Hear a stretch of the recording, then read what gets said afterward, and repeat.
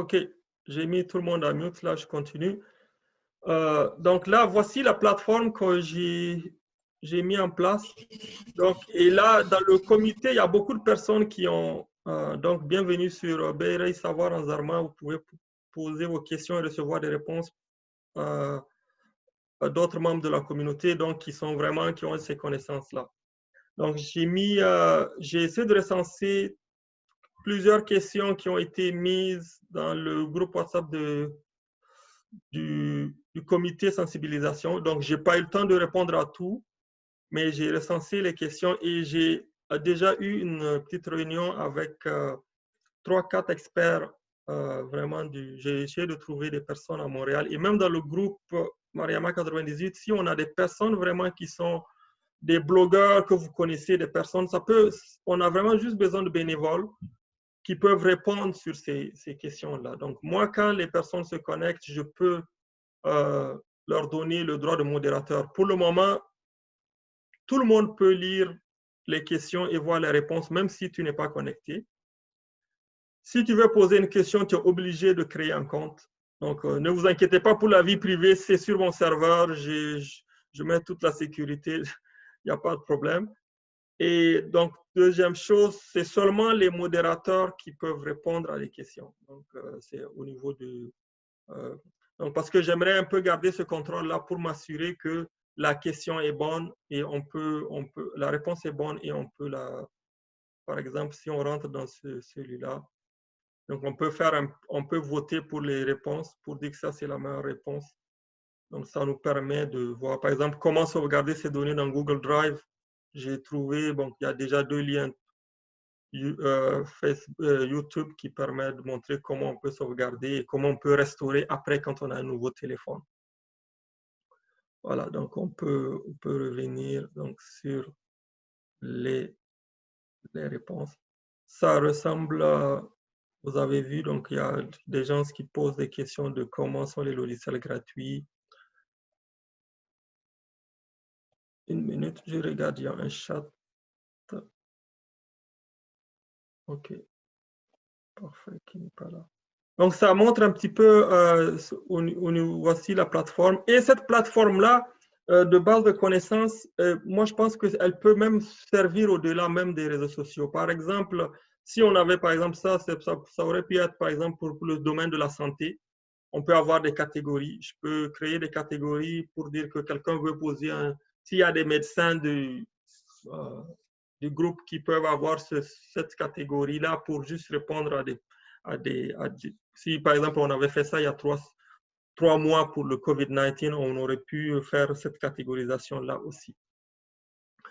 Je vais finir par donc finalement pour moi, qu'est-ce qui va se passer? C'est mieux qu'au fur et à mesure, dans les 3 ou 4 prochains mois, qu'on essaie de se servir de cette plateforme-là pour répondre à certaines questions posées par les membres du groupe et au niveau même des membres de la communauté. Et on va vraiment, au lieu de se donner des liens, on va essayer de promouvoir cette plateforme-là à chaque fois et que les gens puissent regarder les réponses à ce niveau-là.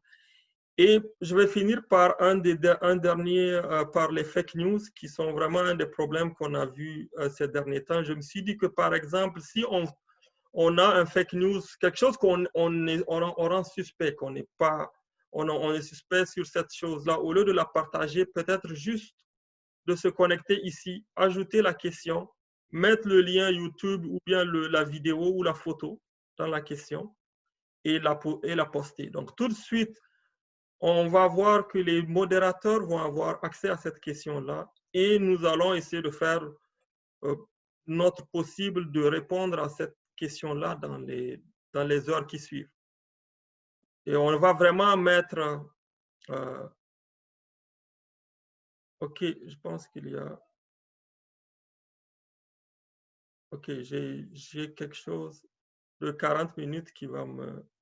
OK, ça va finir bientôt. Donc, on va essayer de mettre vraiment un groupe vraiment de vigiles qui va activement vraiment travailler sur les fake news et on pourra répondre à la question et ça va vraiment permettre de démystifier beaucoup de choses.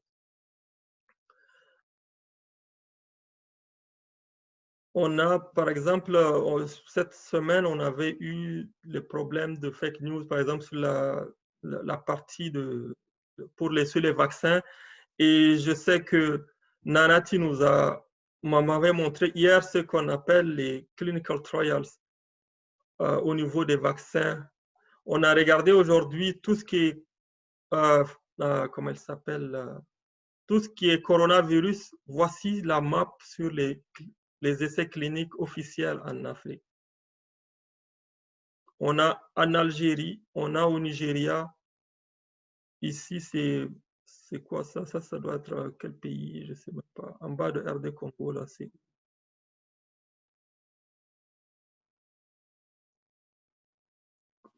Zambie. OK. Donc, ça vous donne vraiment les informations. Au Niger, actuellement, il n'y a rien concernant le coronavirus. Et aussi, vraiment, des fois, ce que je disais dans les informations, la meilleure façon de contrer un fake news, c'est de se dire, si elle est vraie, qu'est-ce qu'il faut faire? Et si elle est fausse, qu'est-ce qu'il faut faire? Donc, en ce moment, à partir de là, toi, juste focus sur l'action, au lieu de faire un débat sur la véracité des faits. Donc, par exemple, quand on sait qu'on a un problème de vaccination clandestine ou pas, active sur la sensibilisation au lieu de continuer vraiment à chercher parce qu'il se peut que c'est vraiment faux. Les informations ne sont pas datées. Il n'y a aucune aussi, un petit peu aussi de... J'aimerais vraiment que les gens évitent de mettre leur patient en premier. Un essai clinique ne se fait pas de façon, comment elle s'appelle, vraiment désordonnée comme on l'entend. Un essai clinique se fait avec un suivi de plusieurs semaines et plusieurs mois. On ne peut pas venir piquer juste un enfant et après les parents prennent les enfants et disparaissent. Le gars ne sait même pas comment l'enfant a réagi. Ça n'a aucun sens. Et même les blancs, là, c'est eux, par exemple, pour le coronavirus, il y a plusieurs études officielles qui datent déjà de plusieurs mois en Angleterre, même au Canada, en Australie qui se font. Donc, ce qui fait que vraiment, moi, je trouve qu'au lieu de faire peur aux populations, parce qu'on a vu des villageois qui ont enlevé leurs enfants, qui ne vont plus à l'école, des villageois qui ne veulent plus qu'on vaccine leurs enfants. Il faut regarder le pour et le contre. Donc, quand on prend une décision, c'est quoi les conséquences vraiment très néfastes que ça peut faire sur la population, parce qu'on est tous des enfants qui ont été vaccinés. Et ça fait plus de 60 ans, ça existe, on n'est pas mort. Alors, il faut vraiment faire très attention dans où est-ce qu'on peut. Il y a des parts de vérité et il y a des parts aussi comment ça s'appelle, de peur. Parce qu'il faut comprendre, il y a beaucoup de personnes qui peuvent partir des mouvements qui vont à l'encontre vraiment de toutes ces campagnes de vaccination. Vous connaissez, il y a des groupes anti-vaccins dans le monde. Ils peuvent profiter de cette peur du coronavirus et apeurer tout le monde. Et ça peut être vraiment très mauvais pour l'Afrique. Voilà, je vais revenir à le PowerPoint. Parfait. Donc, ça fait vraiment le tour de ma présentation.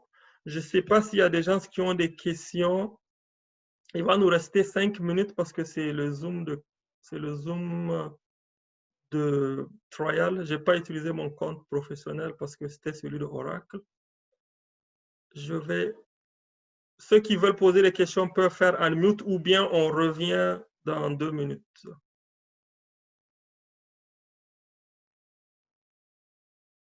On peut prendre des questions? Moi, j'ai une question. Oui, vas-y. Oui. Je trouve que la plateforme, sincèrement, c'est une œuvre très utile. En particulier, maintenant que nous nous apprêtons à entrer dans la période électorale, on sait tout l'impact négatif des fake news et des influences négatives des élections. Donc, il y a vraiment parfois même des ingérences. On a vu récemment ce qui s'est passé en Tunisie. Il y a plus de 400 pages qui ont été fermées, qui ont influencé quand même les élections de certains pays africains. Je voulais voir un peu comment on peut réfléchir pour avoir une spéciale élection.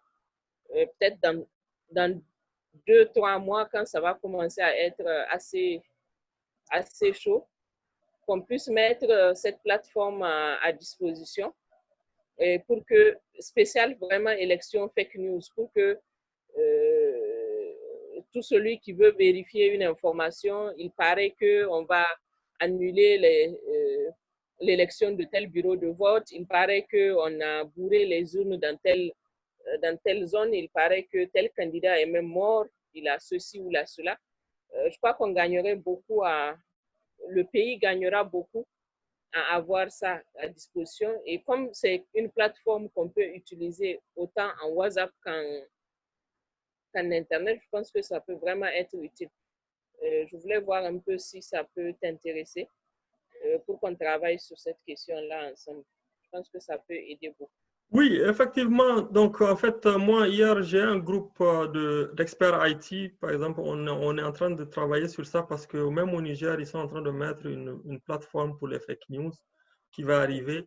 Et on va vraiment, c'est une bonne proposition. Par exemple, mais ce que tu dis, par exemple, la plateforme, l'installation, c'est vraiment une demi-journée, journée max.